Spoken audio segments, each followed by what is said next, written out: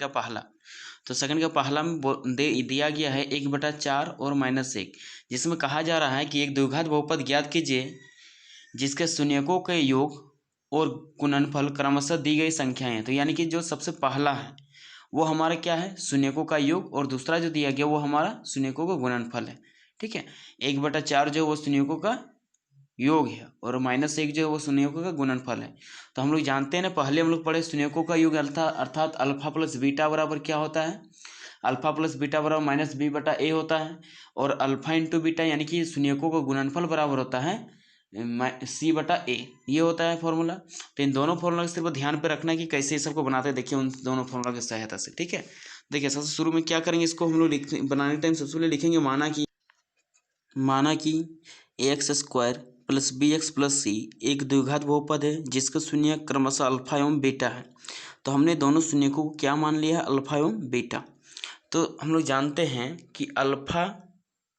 Plus beta यानी शून्यकों का योग बराबर हमें दिया गया है इस प्रश्न में है 1/4 ये दिया गया है। और हम लोग ये भी जानते हैं कि अल्फा प्लस बीटा बराबर फॉर्मूला होता है -b/a,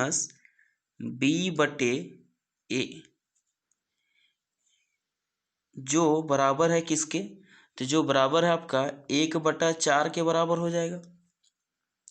तो 1/4 का बराबर होगा। ठीक है, अब इसके आगे अगर देखा जाए तो इसका क्या कर सकते हैं, एवं। इसके अलावा हमें यह भी मालूम है कि यहाँ लिखेंगे एवं, यहाँ हमें मालूम क्या है, तो हमें मालूम है यहाँ कि अल्फा गुने बीटा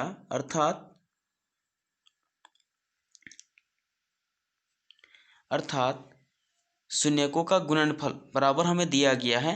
-1। ठीक है, अब -1 दिया गया है तो पहले क्या करेंगे, और हम लोग जानते हैं इसे भी कि अल्फा इंटू बीटा यानी शून्यकों का योग बराबर फॉर्मूला होता है c/a, बराबर दिया गया है -1। ये चीज़ आपको दिया गया है। और यहाँ अगर इसके बटे में अगर कुछ नहीं है तो इसका अर्थ आप क्या बोल सकते हैं कि इसके नीचे कुछ नहीं, मतलब 1 है। इसके नीचे अगर कोई संख्या नहीं है तो इसका अर्थ है 1 है यहाँ।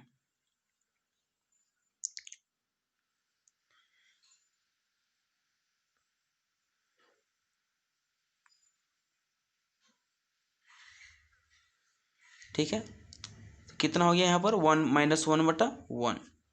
तो यहाँ जैसा कि हमने देखा, इसके हिसाब से क्या देख सकते हैं, यहाँ सिर्फ देखिए, आपको यहाँ ध्यान देने योग्य बात क्या है कि यहाँ जो देखते हैं अल्फा प्लस बीटा बराबर 1/4 है और अल्फा इंटू बीटा बराबर -1 है, जिसको हमने बदल करके लिखा -1/1। इसमें देखते हैं तो फॉर्मूला के हिसाब से क्या बनता है, अल्फा प्लस बीटा यानी शून्यकों का योग बराबर होता है -b/a, और अल्फा इंटू बीटा बराबर होता है c/a यानी शून्यकों गुणनफल बराबर होता है c/a। दोनों ही फॉर्मूले इसको अगर ध्यान पे देखा जाए तो ध्यान में देखेंगे तो क्या है, बटे के नीचे में -b/a एक जगह है और एक जगह है c/a, यानी दोनों जगह a है। और a का वैल्यू अगर a के सीधा वाले वैल्यू को देखा जाए तो कितना है, एक जगह 4 है और एक जगह 1 है। तो दोनों इक्वल नहीं है, जब इक्वल नहीं तो पहले क्या करेंगे, दोनों को इक्वल करेंगे, और इक्वल करने के लिए हम क्या करेंगे, इसमें ऊपर नीचे गुना करेंगे, क्योंकि देखिए ऊपर वाला में जो अल्फा प्लस बीटा का जो वैल्यू दिया गया उसमें ए क्या वैल्यू देख सकते हैं वहाँ 4 है, और यहाँ नीचे वाला में अल्फा इंटू बीटा जो दिया गया है उसमें आपका है 1। तो इसको क्या करेंगे, इक्वल करने के लिए हम क्या करेंगे, 4 से मल्टीप्लाई कर देंगे ऊपर और नीचे दोनों में, बटे के ऊपर और बटे के नीचे में। तो यहाँ लिखेंगे इंटू 4/4, इतना से गुना करेंगे तो बराबर आएगा आपका -1 गुना 4, तो हो जाएगा -4 बटे, और यहाँ पर कितना है 1 गुना 4, तो यहाँ पर भी हो जाएगा 4। ठीक है, इस तरह से आप देख सकते हैं यहाँ पर जब यहाँ पर इतना हुआ तो यहाँ हम लिख सकते हैं कि यहाँ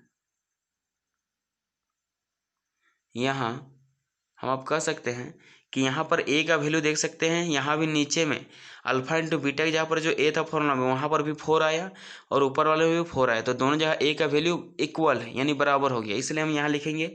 कि a बराबर, तो a बराबर कितना है 4। ठीक है, फिर क्या लिखेंगे b बराबर, तो b बराबर कितना है,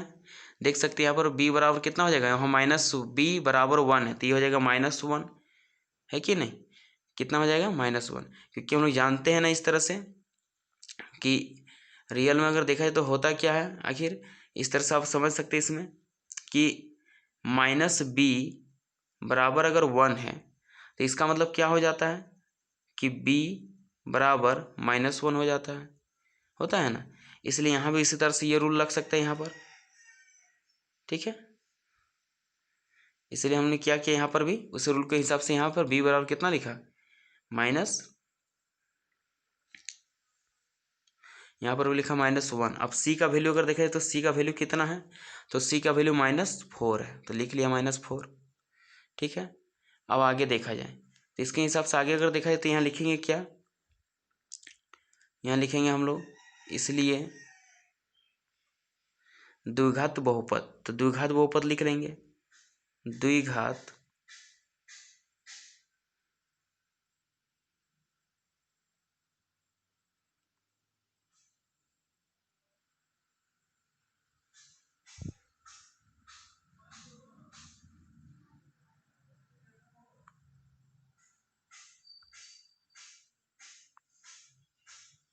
द्विघात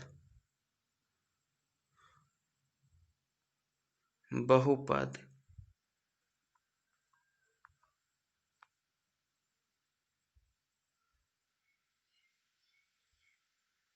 बराबर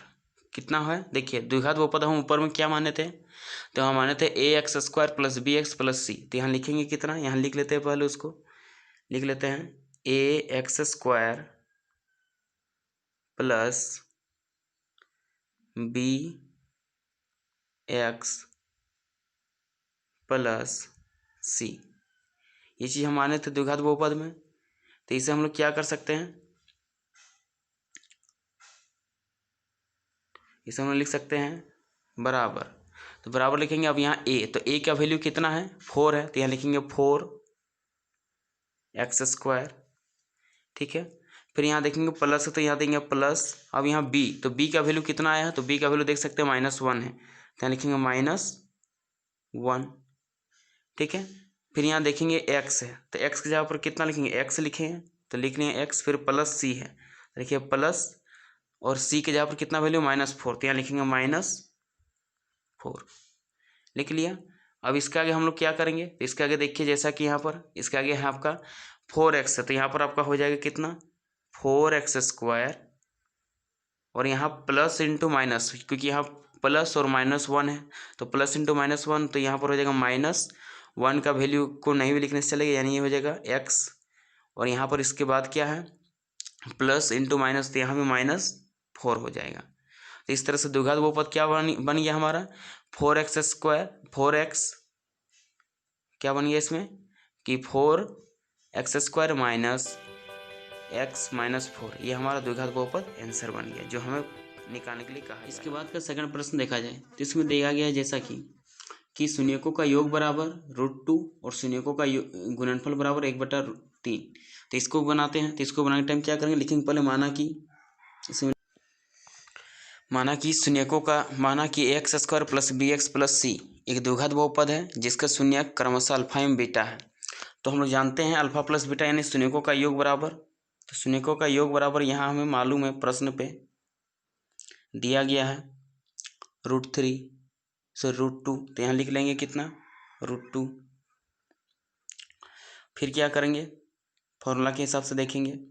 फॉर्मूला के हिसाब से अल्फा प्लस बीटा बराबर होता है -b/a, इस फॉर्मूला को याद रखना हमेशा,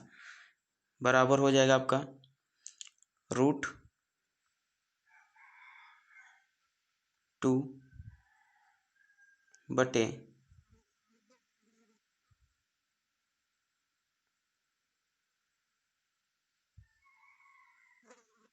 √2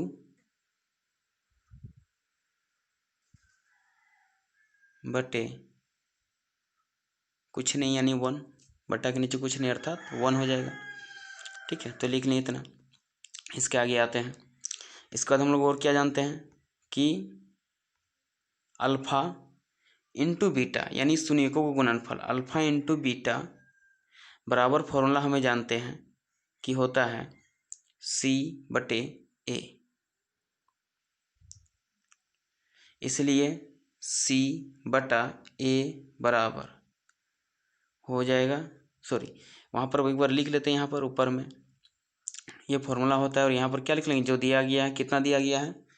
देख सकते हैं फॉर्मूला में दिया गया अल्फा इंटू बीटा यानी शून्य को गुणनफल बराबर आपको मालूम है कितना,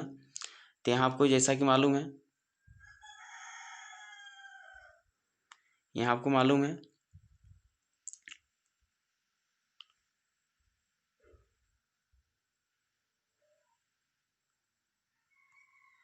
बराबर आपको मालूम कितना है, 1/3, तो यहाँ लिखेंगे 1/3, ठीक है। हम यहाँ पर वही चीज़ लिखेंगे 1/3, ठीक। अब इसमें क्या देखना है हमें, कि हमें यह देखना है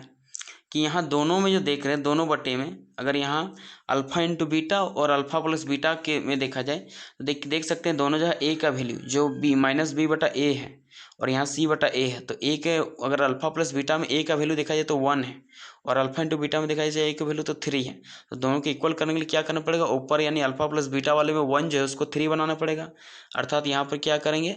यहाँ पर हम लोग गुना करेंगे कितना से, यहाँ हम लोग गुना कर देंगे 3/3 से, ऊपर नीचे गुना कर देंगे।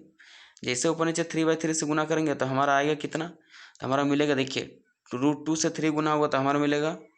√3, सॉरी √2 से 3 गुना होगा तो कितना मिलेगा, इसमें मिलेगा 3√2 बाई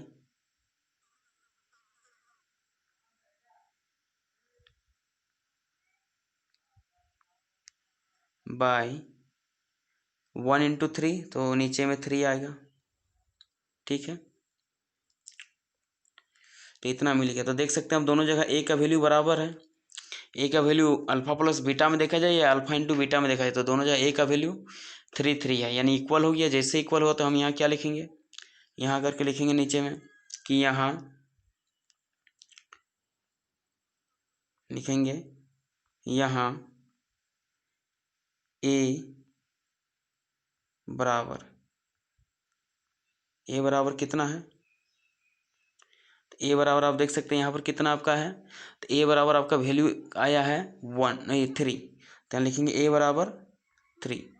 फिर आप देख सकते हैं बी बराबर, तो बी के बराबर कितना आया है, तो बी के बराबर हो जाएगा, देखिए माइनस बी बराबर 3√2 है, तो यहाँ पर हो जाएगा बी बराबर माइनस, यहाँ हो जाएगा बी बराबर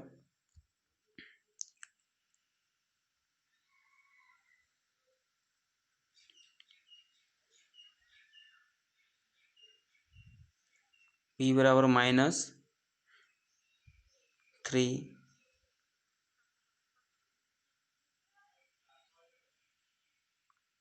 √2 और सी बराबर कितना है, और सी बराबर, तो सी बराबर आपका यहाँ है 1, तो यहाँ लिखेंगे 1, ठीक है। जैसे ही इतना लिखें तो हमारा क्या हो जाएगा, हम लोग जानते हैं द्विघात बहुपद हमारा मालूम है, तो द्विघात बहुपद हमें क्या मालूम है, द्विघात बहुपद हम लोग माने कितना है, तो माने हैं द्विघात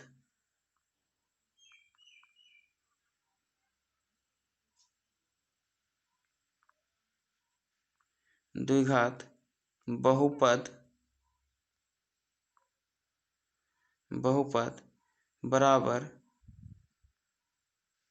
द्विघात बहुपद बराबर कितना माने, हम लोग देख सकते हैं कितना जानते हैं, हम लोग जानते हैं ax² plus bx plus c, यही जानते हैं। तो जब इतना जानते हैं तो हम लोग क्या करेंगे, इसको बराबर ए के जगह पर कितना वैल्यू उठाएंगे 3, तो यहाँ लिख लेंगे 3x²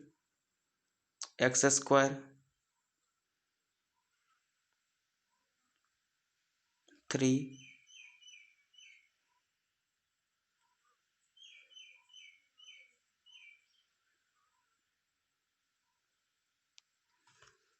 कितना हो जाएगा, तो यहाँ होगा आपका 3x²,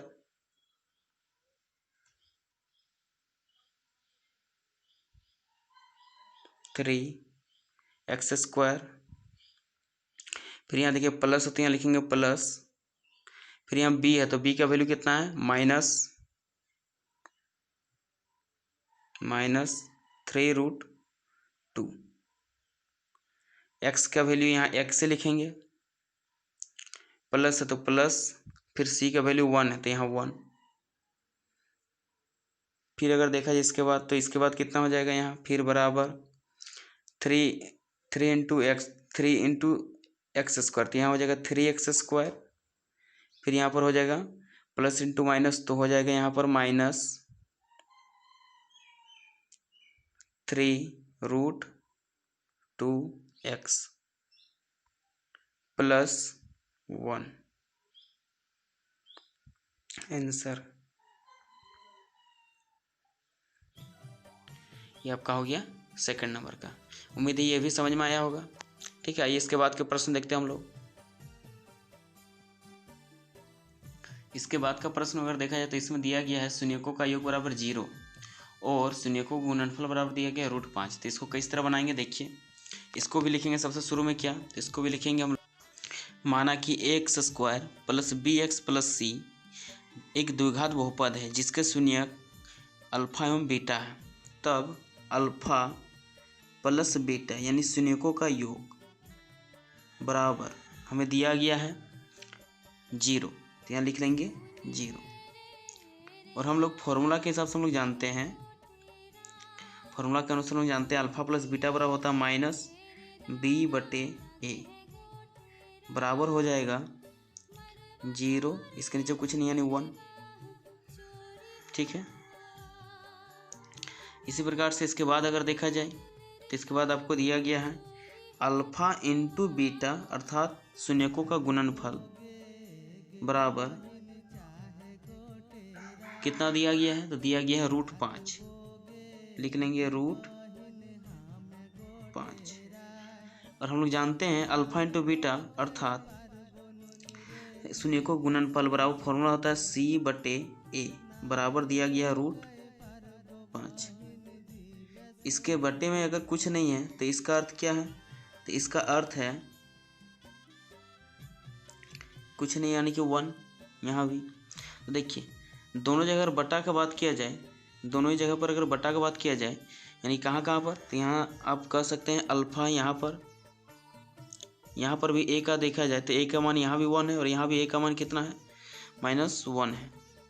सॉरी 1 है, तो दोनों जगह 1 1 है, अर्थात a का वैल्यू दोनों जगह 1 है, तो इसको बराबर करने की हमें ज़रूरत नहीं पड़ेगा, यानी किसी से भी मल्टीप्लाई इसको करने की कोई ज़रूरत नहीं है। तो सिंपली इसको क्या लिखेंगे, डायरेक्टली हम लोग इसके नीचे आएंगे और लिखेंगे, हम लोग लिखेंगे कि यहाँ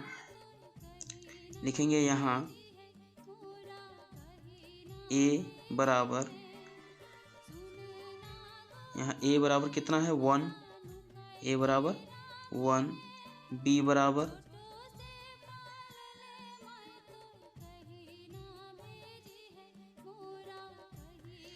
बराबर कितना है, b बराबर आपका है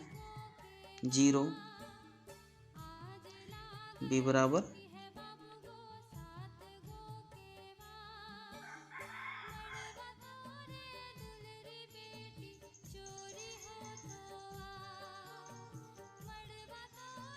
0 और c के बराबर कितना है यहाँ, तो c के बराबर है √5।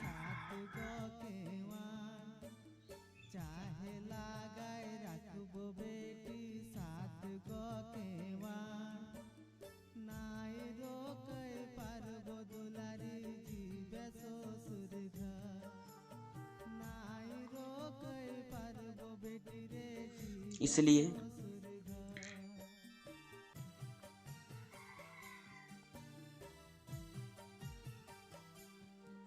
द्विघात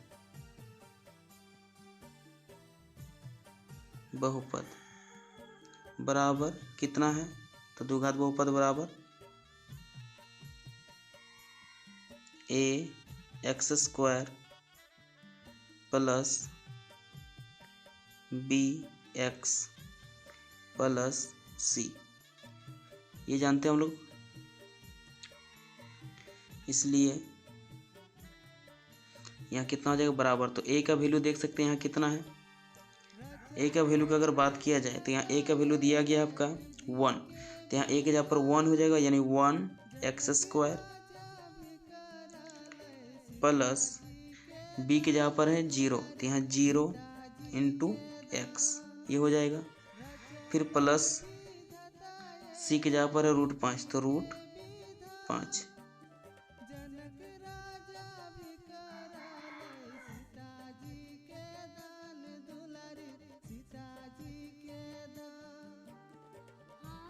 √5,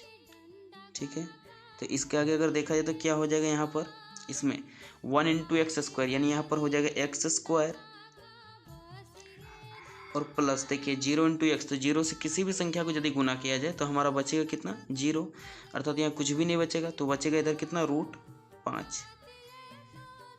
यही आपका आ जाएगा। तो ये आपका हुआ पूरी तरह से आंसर, यानी x² प्लस √5, यही आपका हो गया द्विघात बहुपद। ठीक है, उम्मीद है ये भी समझ में आया होगा। ठीक है, आप देख सकते हैं इसमें